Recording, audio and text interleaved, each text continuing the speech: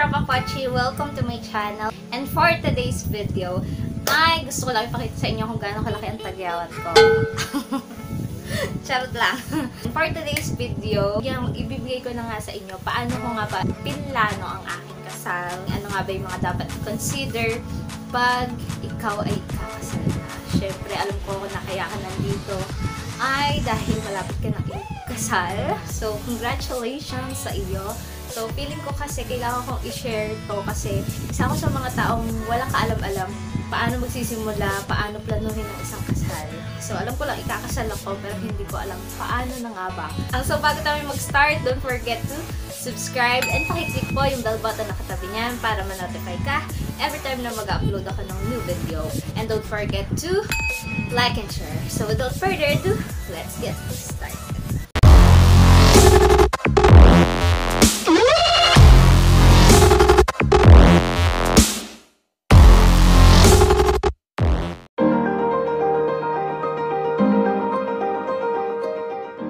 March 10, 2019 ay kinasal na nga ako. Meron lang kaming 1 month para i-prepare ang aming wedding. Marami nga lang adjustment, yung parang saktuhan ng lahat na bawal ma-delay ang mga bawat kilos mo, ganon. Nakaka-stress hanggat hindi nangyayari yung isang araw na pinaghahandaan mo. Meron lang kaming isang pagkakataon at dapat walang pumalpak. Itong mga sasabihin ko sa inyo is ito yung mga pinagdaanan namin and ito yung mga techniques na ginawa namin nung kasal namin. Hindi ko sinasabi perfect and super mura nung kasal namin, pero ito yung medyo malapit sa katotohanan. Iisip ko kung ano nga ba yung mga dapat gawin and kung ano yung dapat na unahin. Para alam mo kung ano yung pwede mong unahin muna, ano yung pwede mong ihuli na lang, iset aside muna. Pero kung po pwede nga lang, dapat sabay-sabay na lang, gano'n. Pero hindi kaya kasi wala tayong pera pambayad ng coordinator. Ito talaga is parang DIY lang na kasal. Tulong-tulong lang ng mga kapatid and everything, kakilala, ganyan. So, unang-una, syempre, kailangan mong alamin kung magkano ba talaga yung budget nyo.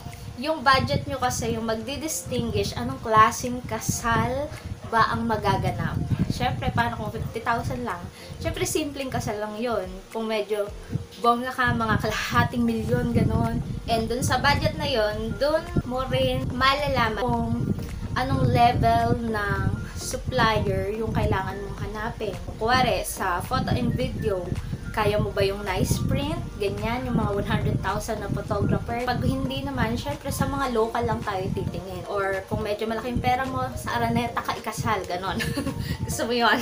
So, dun sa budget na yun, dun nagre-revolve ang lahat. So, better, pag-usapan nyo munang mabuti yung dalawang mag-asawa and kung sino pa yung mga involved sa magbibigay sa inyo ng budget. Kung magkano pa talaga yung ine-expect nyo na makukuha nyo and ine-expect nyo na magiging hawak nyo na pera bago kayo gumalaw, lumarga, hindi yung set ng set, bahala na, ganyan. Tapos sa huli, wala ka palang pambayad. Next, pag alam mo na yung budget mo, syempre, planuhin mo na ano ba yung mga dapat mong pagkagastusan. So, in our case, ang inuna namin is venue. Pwede mong unahin yung list ng mga dadalo kung talagang ang kinikater mo is more on sa kanila. Yung gusto mo talaga maaya lahat, marami kang pambayad. Much better na ilista mo yung lahat ng bisita mo. Pero syempre, dahil budget friendly lang yung kasal namin, ang inuna namin is venue. Bakit venue? Para ma-control namin kung sino ba yung mga tao na aayain namin. So, kung syempre hindi naman may iwasan na baka magtampo si ganito, baka magtampo si ganyan, isipin nyo na lang na itong kasal na to is hindi para sa ibang tao. Itong kasal na to is hindi para mayabang sa ibang tao, kundi itong kasal na to is para sa inyong dalawang mag-asawa. So, dapat mas i-consider nyo yung kung ano lang yung meron kayo. So, maiintindihan naman nila ng mga kamag-anak nyo o ng mga kaibigan nyo na hindi nyo kaya. So, if ever na gusto nilang mag-donate, why not? Kasi sa iba, uso yung ganun. Pero, syempre, dahil nakakahiya namang manghingi sa iba. So, sila na may bahala umintindi na hindi nyo kayang magpakain ng isang barangay, na hindi nyo kailangan ayain nyo lahat ng kapitbahay nyo, ng lahat ng long lost relatives nyo. Sinabi sa amin kung ilang tao lang yung kasya doon sa venue na yon and magkano per head yung babayaran namin. Meron silang mga set ng foods. Syempre, yung pinakamura na yung pinili namin para mas madaming tao yung pwede naming ma-invite. Target lang talaga namin is 150. Pero, nung chinek naman namin, bukang kakayanan naman namin i-stretch ng konti yung budget namin and pinaabot na namin sila ng 200 person. Ayun, okay naman, hindi wala namang nagutom, ganon. May nakapag-uwi pa. Hindi ito sponsored ha. So yun, sa La Parilla Hotel sa Cabanatuan kami nag-venue kasi maganda yung package nila and budget friendly talaga. Nandun na yung venue, host, cake, yung mga gagamitin sa reception, nandun na. Tapos may tables and chairs na yon, may ayos na, pati yung stage, meron na ring bridal car yon, meron ng food, meron na ding room ng hotel. Pwede nyo gamitin before or after ng kasal, overnight stay siya. Maghanap kayo ng ganong venue na nandun na yung lahat, yung maganda yung package nila. Dun sa reception, is doon na rin kasi ako kinasal. So, next namin na inasikaso is syempre yung gown ko and yung suit ng jowa ko. Yung sa gown ko, medyo mabusisi kasi unang-una, rush siya kasi nga halos isang buwan na lang nagagawin. So, kailangan ko maghanap ng gown. It's either gawa na or yung pwedeng gawin pero yung aabot ng isang buwan na preparation na gano'n na hindi kami magagahol and everything. So, nag-decide kami na pumunta ng Divisoria kasi marami akong napanood sa YouTube na mura yung gown sa Divisoria and magaganda talaga yung tahi and yung ginagamit nila na tela na yun. So, nag-stay kasi ako dito sa kuya ko dito sa Tarlac. Dito na din ako nag-work. Pag may way na lang sa Manila, sumasabay na lang kami ng jowa ko. Nagli-live na lang siya. Yan, nakatipid kami sa pamasahe. Kasi kung iisipin talaga, hindi talaga ganun katalino na bumili ng gown sa malayo. Medyo naramdaman ko din yung hassle ng medyo mahirap lang kasi paano pag namali, babalikan na naman, ganon. Bali, nakadalawang punta kami ng Divisoria kasi yung una is naghanap muna kami ng gown na ready-made. Kaso hindi talaga ako pwede sa ready-made kasi kung i-adjust na nila agad yung gown, buntis ako nung mga panahon na yun. Parang nasa 2 months yata yung tent ko nun or 3 months. Kung yung ready-made naman yung gagamitin and i-adjust naman na nila, i-repair na nila yung size nung gown is alanganin naman, baka biglang lumaki naman ika-ensyan mo. Pag kukuha ka ng ready-made na gano'n, tapos i-adjust nila, is kailangan at least 1 to 2 weeks na before ng wedding mo, saka mo palang kukunin sa kanila. Hindi kasi ako sure kung magagawa ko pa yun kasi nga marami na rin kaming inaasikaso. Nakahanap naman kami doon sa isang store sa Divisoria. Mabait yung bantay nila doon, si Chini, ganon. So, Chini, kung nasan ka man, dyan ka na lang. Nagustuhan ko yung isang gown nila. Hindi yun yung ibibigay nila sa akin, hindi yung display, hindi yung ready-made na. Kaya-kayanin daw nila ng 1 month kasi ano na nila yun, parang pinaka-design na nila yun. Yung mismong gown kasi is di bitones. So, isinuggest niya sa akin na ano na lang yung detale para in case na tumaba ako, i-adjust na lang sa likod ng pale. Before din kami pumunta ng Divisoria is nag-search na din ako kung anong wedding gown yung pwede sa buntes. Na-disappoint lang kasi ko, hindi siya sobrang kamukha nung napili ko dun sa store nila. Parang magkaiba yung palda. Pero maganda naman pala nung nakita ko na sa pictures nung kasal ko. So, okay na rin. And yung sa jowa ko, sakto naman yung fit. Pinalitan na lang namin yung long sleeve na nakapatong sa suit niya kasi manipes and maliit siya. Medium size lang yung standard size na daw nila yun doon sa mga long sleeve na ganon, yung pandoble.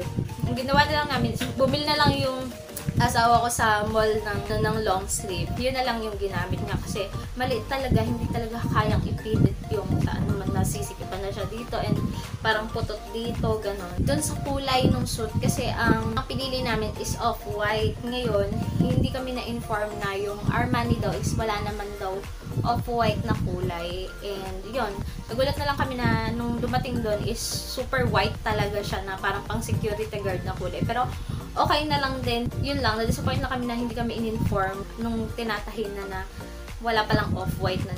Nung nag-uusap kami kung paano yung gagawin, ano yung magiging kulay, pinapili kami and ang pinili namin is off-white para magkalapit doon sa kulay ng gown ko. Pero, In fairness sa tahi nila is talagang maganda yung tahi nila. Pulido naman. Yung mga beads nga lang medyo natatanggal. Yun lang yung mga disadvantages pag nagmamadali ka. Syempre, kung hindi lang kami nagmamadali, hindi mo na namin kukunin yun. Kasi syempre, hindi naman yun yung napag-usapan namin. Hayaan na lang talaga namin. Kasi ilang weeks na lang, Diyos ko, tapos babalikan pa namin doon, pamasahe pa. So, hayaan na lang.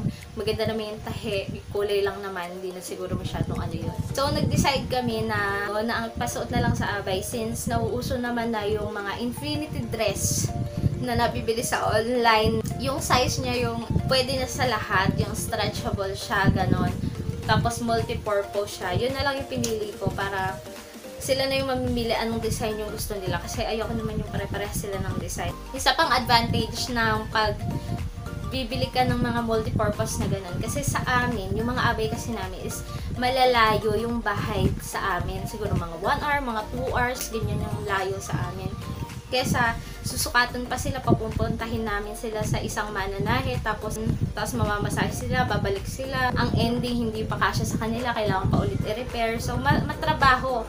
Kasi yung mga kinuha namin na abay, syempre nag-work na sila. So, naisip na lang namin na bumili na lang online. And yun, binayaran na lang nila. Sa amin kasi usoy na sila yung magre-renta ng mga isusuot nila. In-order ko yung mga damit nila sa Shopee. Nilagay ko na lang sa Shopee is yung address nila para direct na lang talaga sa kanila yung damit and hindi na kailangan namin ihatid. Sa mga lalaki and sa lalaking bata, naisip na lang namin na long sleeve na white kasi kahit saan naman makakabili ka na ngayon ng long sleeve na white. Ang kanya-kanya na lang sila ng bili or yung iba ng hiram na lang. Bumili na lang ako ng bow tie saka suspender sa Shopee ng kakulay ng mga abay. Binilang ko sila ng bow tie na old rose. Tapos sa mga bata, wala kasing old rose na kulay sa pambata na suspender. Ginawa ko na lang is black na lang yung bow tie nung sa mga bata. Kasi yun, ang laking tulong ng sa Shopee kasi sa Divisoria ang mahal. Flower girl naman is yun na lang yung pinarentahan namin. Kasi yung mga flower girl namin is nasa isang area lang sila. Nung nagkaroon na kami ng time, nag-apply na kami ng marriage license sa munisipyo sa amin. Bakit hindi ko siya inuna? Kasi after 10 days, makukuha mo naman na siya. Ang mga requirements sa marriage license is birth certificate, PSA copy. Siyempre, kailangan nyo din ng Senomar, which is kinukuha nyo din sa PSA.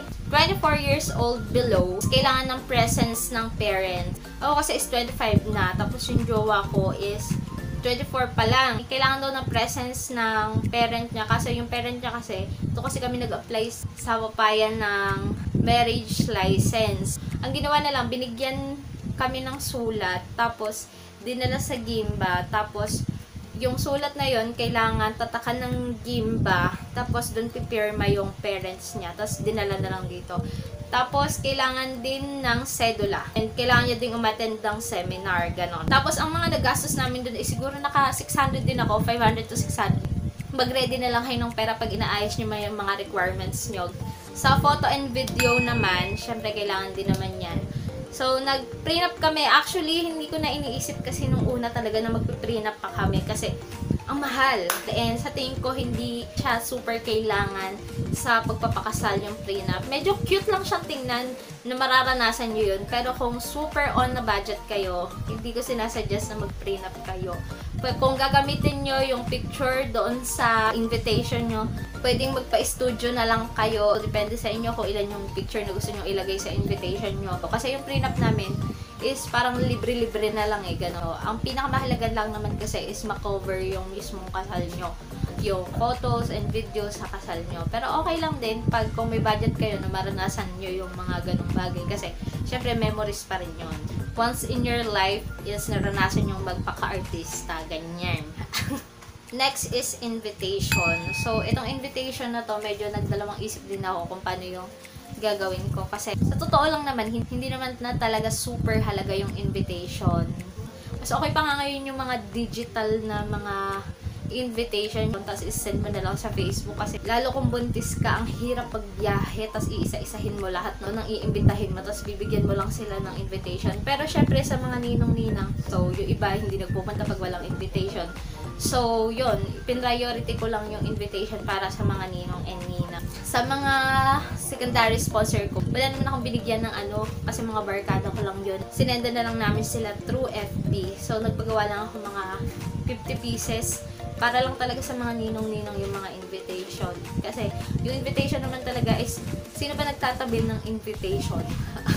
Wala naman talaga. So after ng kasal, punit-punit na yun. And actually, titingnan lang naman nila yung pangalan nila dun. And yung iba hindi pa dinadala sa kasal yung invitation. Kasi yung sa akin, ano na lang eh, DIY lang. Kasi medyo marunong gumawa ng invitation yung ate ng jowa ko. So, sila yung gumawa ng invitation namin. And tumulong na lang kami, ganun. So, yung mga ginawa ko is pack.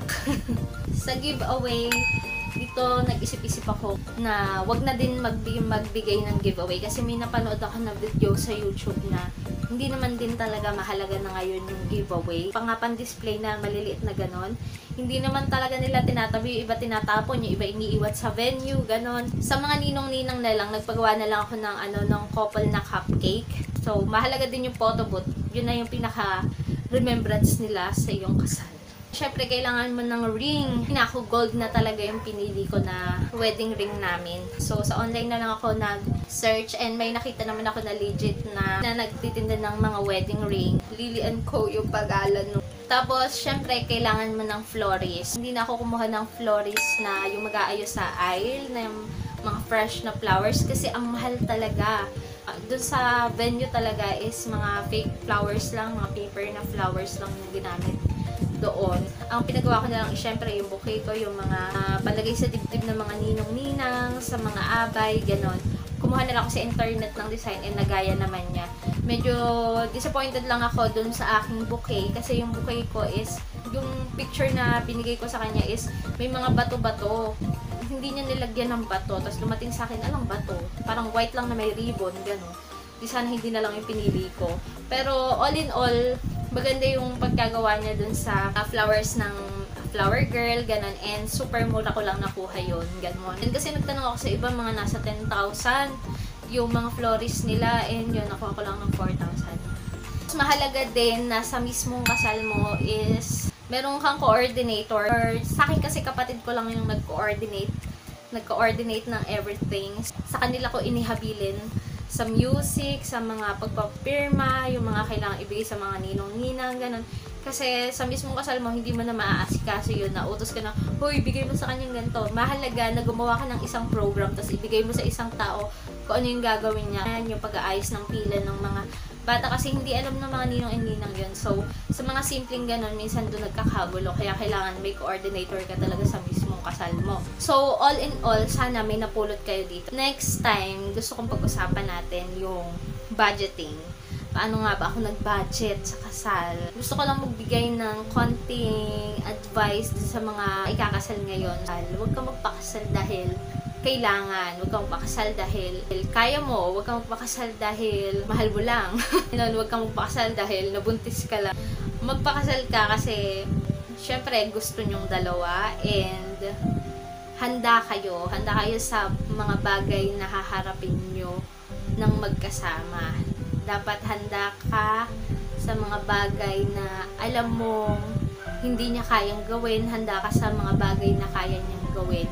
Kasi once na nandyan ka na, wala nang atrasan yun.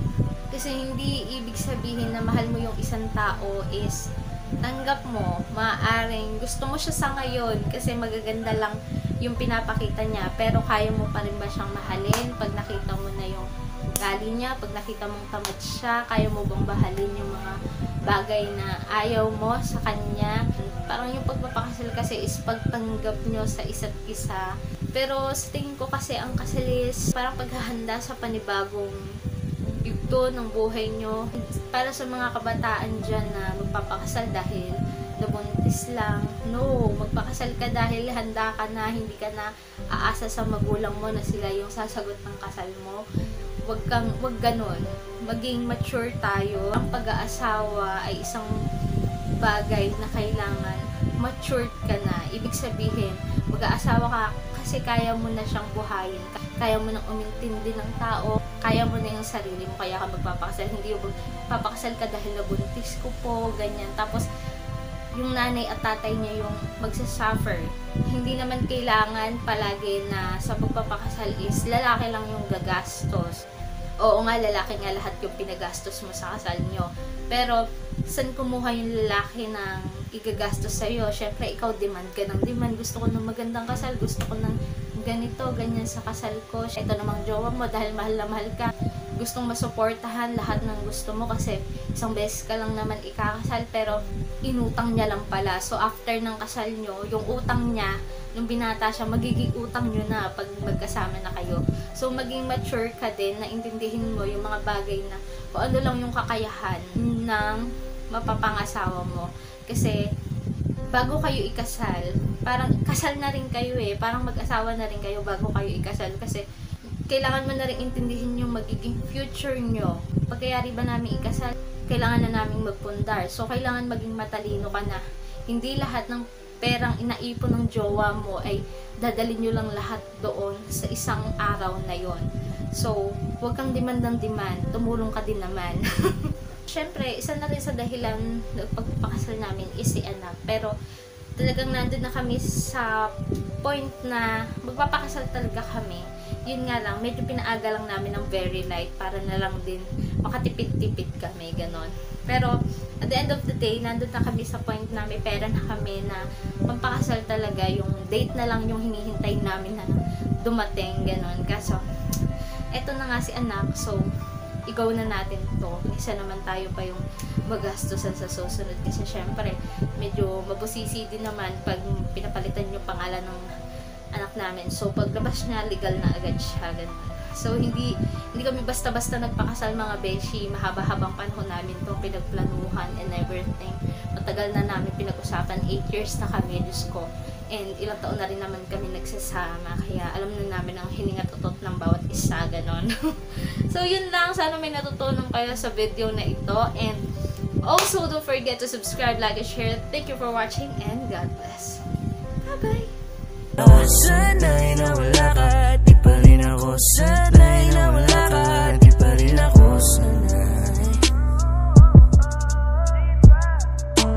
Di pa rin ako sanay na wala ka, di pa rin ako sanay.